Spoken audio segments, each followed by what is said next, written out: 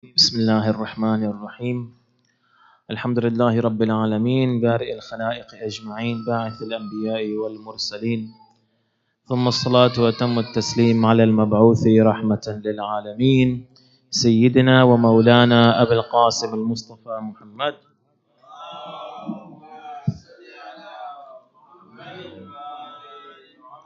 وعلى آل بيته الطيبين الطاهرين المعصومين لا سيما بقية الله في الأرضين روحي وأرواح العالمين لتراب مقدمه الفداء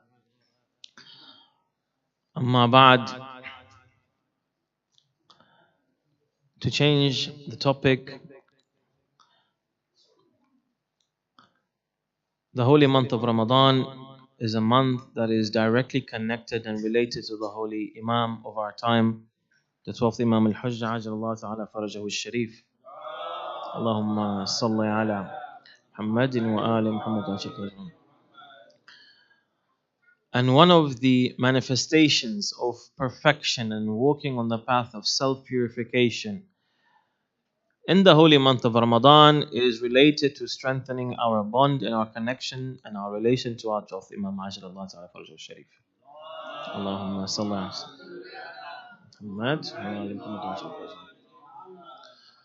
Upon this is the main question: how do I strengthen my connection to my Imam alayhi salam during al-Ghaib al-Kubra? This is actually divided into approximately 7 different subtopics.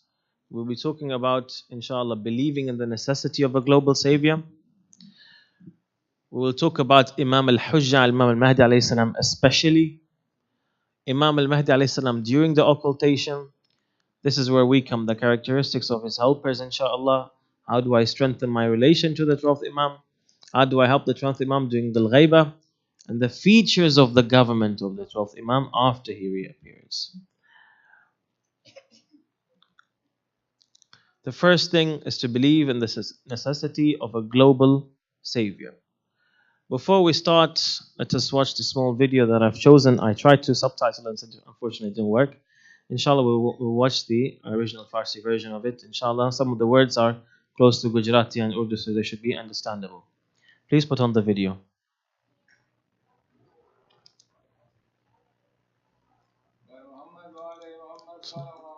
Allahumma salli ala Abu Salih iltimas dua har kuja rafti yad ma ham bash Najaf rafti Kazim rafti If you could get it ready, please. When you're ready to skip it, so that we can move to it. Abu Salih Kindly get it ready, please. First of all, we talk about the necessity of the existence of a Savior. Where does this belief come from?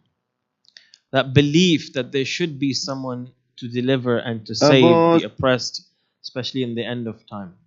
Ahsantum, please turn on.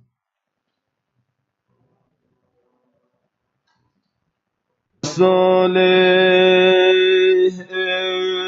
iltimas dua har kuja rafti yad ma ham bash Najaf rafti Kazim rafti Karbala rafti yad ma ham bash Abu Salih ya Abu Salih Abu Salih ya Abu Salih Medine rafti be pa buse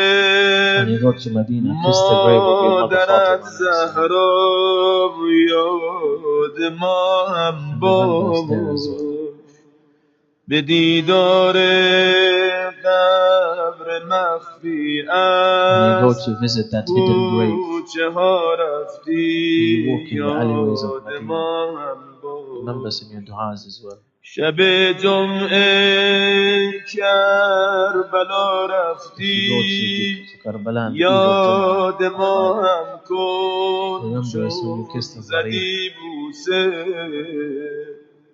کنار قبر ابوالفضل با صفا رفتی یاد ما هم کن ابا صالح یا ابا صالح ابا صالح یا ابا صالح نماز حاجت که میخوانی از برای فرج مسجد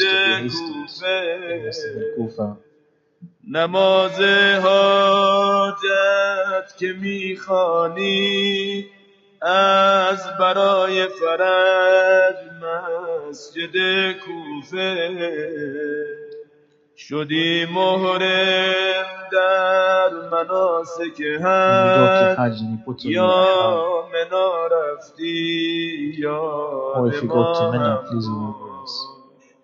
ابا صالح یا ابا صالح ابا صالح یا ابا صالح ابا صالح یا ابا صالح ابا صالح یا ابا صالح ابا صالح یا ابا صالح ابا صالح یا ابا صالح صلى الله على محمد وعلى محمد.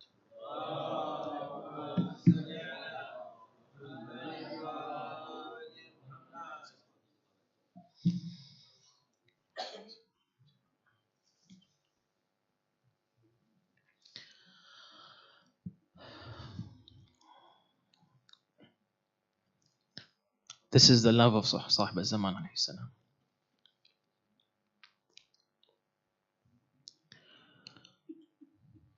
In Al-Ghaib al-Kubra, we start and we ask, this belief and the necessity of there being a savior, it comes from the fitra, the human nature. The human nature loves justice, that which is fair. And upon the spreading of injustice and oppression in the world, any human being, he longs and he yearns for there to be justice, for somebody from a higher power to come to deliver him, to save him, to rescue him. Now the question comes, is the belief in the existence of a global savior, Imam al-Mahdi, special to Muslims only, or is it found amongst people of all other faiths? This belief in the 12th Imam or in the savior in general, it is actually a general belief. It is not only special to Muslims or the Muslim Ummah. Let us look at Shaheed Baqir al-Sadr. He says that this is not only a religious or Islamic belief, it is a human aspiration. It's something human, regardless of what religion one believes in. If you go to Judaism, if you go to even other religions, non-Abrahamic religions, you will find that it will have some aspect of there being a savior in the future that they believe in. The fitra concerning, and they also, Shaykh al-Baqir al-Sadri also said, this is a call from the fitra that one day, not only for there to be a savior, a deliverer in general, no. One day on earth, the message and the goal of all religions will be fulfilled. Humanity will reach its potential and find its place after a long struggle throughout history. Banu Israel, after they passed through all that they had passed through, today we sit over here in the 14th century Hijrah, after Hijrah. We are sitting in a very similar place to where Banu Israel were sitting during or before the birth of Nabi Isa salamullahi alayhi. The story of Banu Israel with that definition, yani Banu Israel, it started approximately 1400 BC. Approximately this time, 1400, 1500. And they passed through a lot. They started, first of all, Nabi Yaqub salamullahi alayhi, he was in Canaan, so he was in the Levant area. He was in Palestine, South Lebanon, etc. After that, when Yusuf salamullahi alayhi asked them to move to Egypt, they moved to Egypt. They remained in Egypt for approximately 2 centuries when everything changed. The pharaoh changed, the dynasty changed, and they were persecuted very badly. It was a big adhab on them. After that, what happened? They prayed for Allah subhanahu wa ta'ala to deliver them. So Allah subhanahu wa ta'ala sent them Musa, approximately 1350 BC. Musa alayhi salam delivered them and then he took them. But as he was taking them, unfortunately, they had a retarded mentality that they were not listening to Musa. In the end, when Allah subhanahu wa ta'ala told them, okay, go to the promised land, they said, no, oh Musa, you go, you and your Lord fight, as he says in the Holy Quran. We will sit over here waiting for you. After the battle finishes, if you guys have won, then inshallah we'll come to the city to enter it. Allah told them, okay, if you want to remain in this state, then go and wander in the desert of Sinai for 40 years. Why? So that Allah wanted the first generation, that generation that had that kind of mentality, to go and pass away. A new breed or a new generation to grow up in the desert with really, really tough circumstances, to be strong warriors, to be used to such difficult circumstances, then to go. So during this period, they had the period of what is called the period of judges. There were no prophets during this time. The period of judges. This continued approximately 1000 BC. And 1000 BC, that is when Samuel, when Banu Israel said to a prophet of theirs, that name Samuel is not mentioned in the Holy Quran. The Holy Quran says a prophet of theirs. He was Samuel alayhi salam. This prophet, Nabi Samuel, he told them that Allah has sent Talut as a king for you. And the sign of him being your king is that tabut, that casket that Musa alayhi salam had left and in which was the Sakina. This is going to be brought to you by angels. So they fought. Now all of this history of theirs continued. After Sulaiman alayhi salam, his son came, they didn't believe in him, so their kingdom was split into north, which was Israel at that time was called, and south was Judea. The north, it was conquered by the Babylonians, by the Akkadians in approximately 800 BC. After that, approximately 500 BC, by the Babylonians who captured them and took them to Iraq. They remained in Iraq for approximately 100 years or more than that. Some prophets from Banu Israel were sent during that time, like Nabi Yunus bin Matta alayhi salam. He was from Banu Israel, who was sent during this period. Another person, if he is accepted to be prophet, with that sense, Dhul Kifl. He is buried in Al-Hilla. So he as well was sent during this time. They were delivered by the Persian king, by Darius. After that, they went back to Palestine and they fought again. But they could not raise up everything because there was a new kingdom over there. The Romans came and this was when things got really bad for them. What I want to come to is that when things got so dark for them, they continuously prayed to Allah Azza wa Jal, deliver us. So we are exactly in the same position. In the narration it says that which happened with the peoples before you is going to happen with you foot by foot, step by footstep, exactly the same way. The necessity of belief.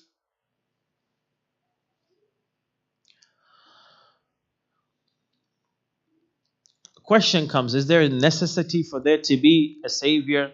That me and you sitting in the UK today, we may not feel the pain of injustice, but when you step out of these areas and out of these Western countries, you go to our own Muslim lands and other countries, Africa, etc., you will see the injustice, you will see the oppression.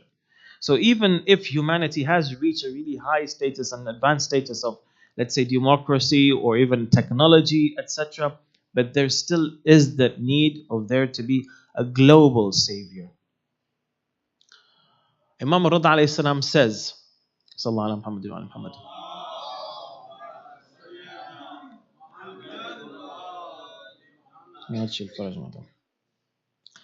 There is always a hujjah, a proof of Allah subhanahu wa ta'ala on earth in all ages. They are the Imams of Guidance and hujjah, proof over all people. The authority. Everybody who goes against them has gone astray and deviated from the truth. Okay. the Imams, they explain the Quran and speak on behalf of the Holy Prophet. And he who dies without knowing his Imam, not only knowing the Imam, but knowing the Imam properly, what he wants, what he means, what he symbolizes, this person, if he does not know that, then they die the death of Jahiliyyah. Their message, the Imam's message, is piety, to gain religious knowledge, say the truth, pray, steadfast, and all of the other Abrahamic rasail and messages. If you can put up the first question kindly. So to start off with, let us know, when was the Imam alayhi salam born? When was the 12th Imam born? Now, if we can leave this especially to the youngsters, it will be good, because the elders, inshallah, all of you know the answer, to make it a little bit interesting. So when was the 12th Imam alayhi salam born? 15 Shaban 255 AH, 13th of Rajab 245 AH, 27th Rajab 183 AH, or 15th of January 1965? A, B, C, or D? Yes, over there, please. No, not with your phones. Ask your brother. That's too obvious. Yes, what do you have? What do you say? The first one. Ahsant. The first. Ahsant. Correct. It's the first one. Sallallahu ala Muhammad wa ala Muhammad. Sallallahu ala Muhammad wa ala Muhammad. طيب. Who is going to fulfill this dream? The belief now. Yes, please. Yes. Oh, this is it. I was answering it. No. The necessity is this, that regardless of the fact that I was saying, even if there is partial justice in certain parts of the world to a certain extent, there still are many other parts of the world that are facing a lot of injustice. And even in our countries in the West, not everything, not all principles, not all rules can be considered to be justice according to the divine law, Allah's law. Correct? As a result, there still is a necessity, even if we have reached technological advancement. And this is based upon what? Let's say, for example, some people may say, okay, alhamdulillah, we have advanced very much. There is no need. So we come to this. Imam Rada, what does he say considering the need? This is the connection. So it's not working. Okay. That there is always going to be a proof. These are the Imams of Guidance. So we need guidance. Everybody who goes against them, they will explain the Quran. They speak on behalf of the Holy Prophet. This is the necessity. Okay? And also their message is this. So they do not only teach, but they also apply. وَيُعَلِّمُونَ الْكِتَابَ وَالْحِكْمَةِ. They teach them the book, and they also teach them wisdom in practice, actions, how to be good, pious, etc. Answer the question? Enough.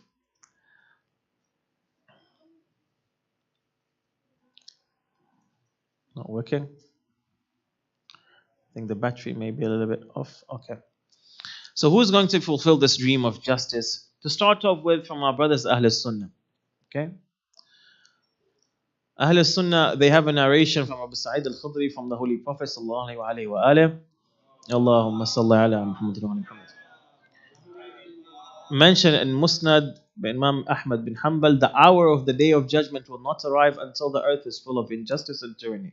Then a man from my progeny will appear and fill it with fairness and justice, just like it will have been full of injustice and tyranny. So this belief is also amongst Ahl Sunnah, not only us.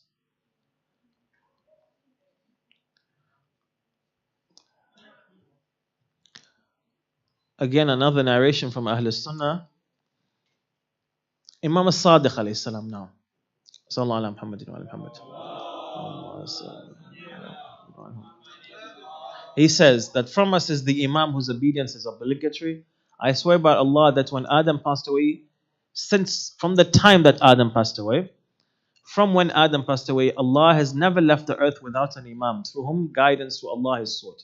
He is a Hujjah, the Imam, whoever he may be, will be a Hujjah over the servants. He who believes him, and he who leaves him will perish, and he who follows him closely will be saved. This is another question, if you can put it up kindly. Second question, please. Okay.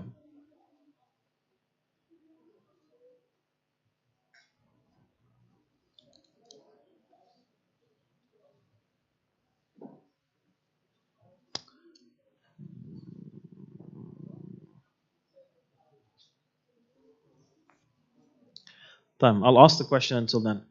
What is the effect of believing in a global reform on the Islamic nation? First of all, it's an insurance policy.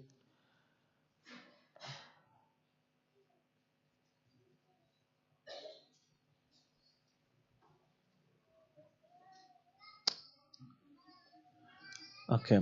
Solves many spiritual and social illnesses, scares away potential threats and enemies, allows them to make mistakes because they will have a second chance. Okay. So, what is the effect of believing in a global reformer? You're given the answer. 1 second. 1 second. 1 second. Nobody's answered. Then, what is the effect of believing in a global reformer? Insurance policy saves us from spiritual illnesses, or scares away potential threats and enemies, allows us to make mistakes because we've got a second chance. Which answer? Sorry? C. Ahsan. C. B. Yes, not C. So they put it in a different order of there. It's C. It may scare away potential threats, but the the correct answer is it solves spiritual and social illnesses. Sallallahu ala Muhammad wa ala Muhammad. Sallallahu ala Muhammad. Okay. Ayatollah Khamenei says this blessed commemoration and the birth of the 12th Imam alayhi salam, it teaches us a lesson that emotions to love the Imam are necessary because they are the foundation of any good deeds by us. The inner belief from the heart, yani to believe in it in the heart, of the existence of a savior is a successful cure for many spiritual and social illnesses. What are some of these? Let us have a look. First of all, on an individual level, believing in an Imam, it will help a person to carry out good deeds with more zeal, with more enthusiasm. We will carry out good deeds because because of the fact I'm working towards the reappearance of the 12th Imam. I'm trying to play my part in it.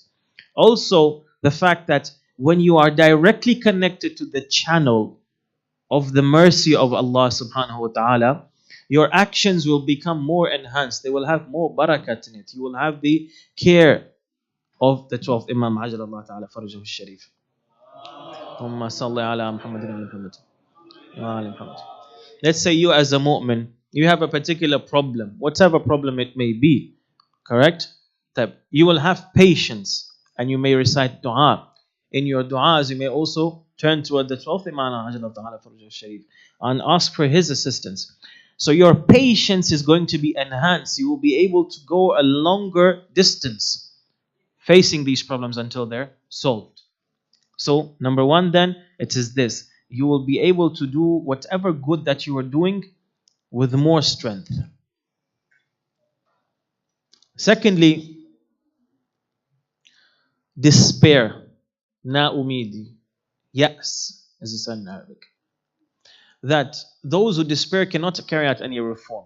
What drives human beings to act is that light of hope that there is going to be a dhuhur.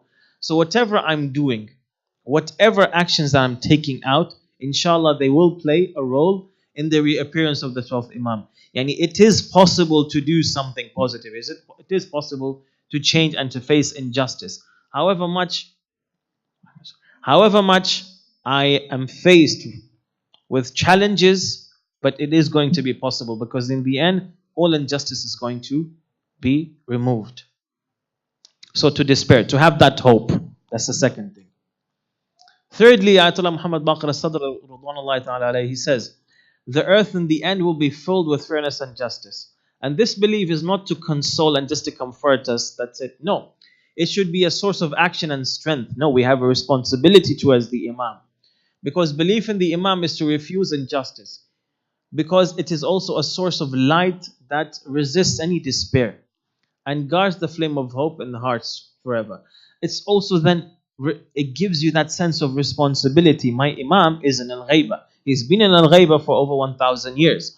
Many of my grandfathers and my forefathers have all passed away. Some of them, they may have fulfilled their responsibility, but it seems that they were not able to bring about the circumstances for the Imam to come back. would me and you sitting over here, would you accept for us to be just another statistic and a number? I would not. I would try to do as much as possible in my life that maybe I can bring about the zuhur even closer. So it gives you that sense of action, responsibility. Despair goes away. It gives you that light of hope. So as a summary, one strives as much as possible, even if we stumble on the way. Why? Because the end is going to be bright. It is the blood of a nation. It creates hope in the hearts of a human being. A final question, if we could end with, please, the third question, kindly.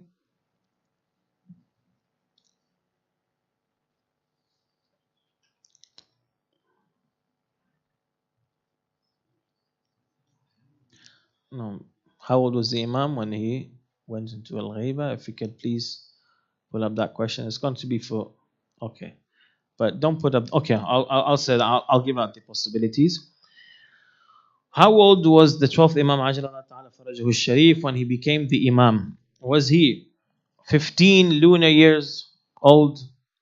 Was he the legal age 18 years old? Was he in his 20s? Was he 5 years old?